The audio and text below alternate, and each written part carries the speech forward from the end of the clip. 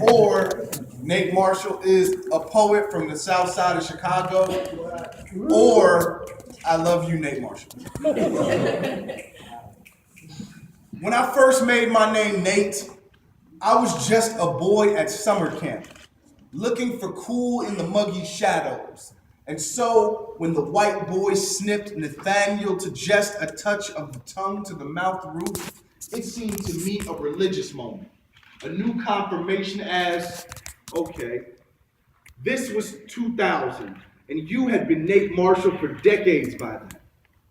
Years later, I find you buried in a Google search of myself, and I follow you silently for the next year like a high school crush.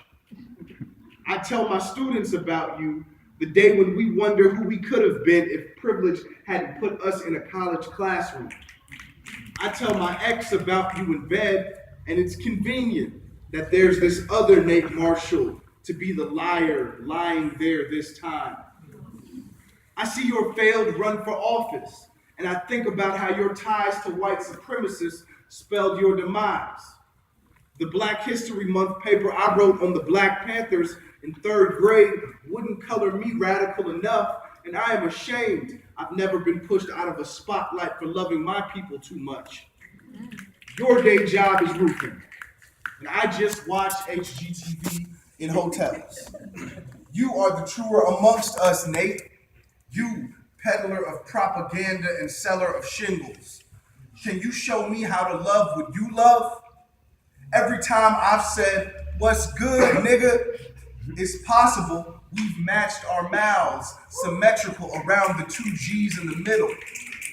I won't lie to you, Nate Marshall, or to myself, Nate Marshall. I too have hated a nigga and lived to tweet the tale.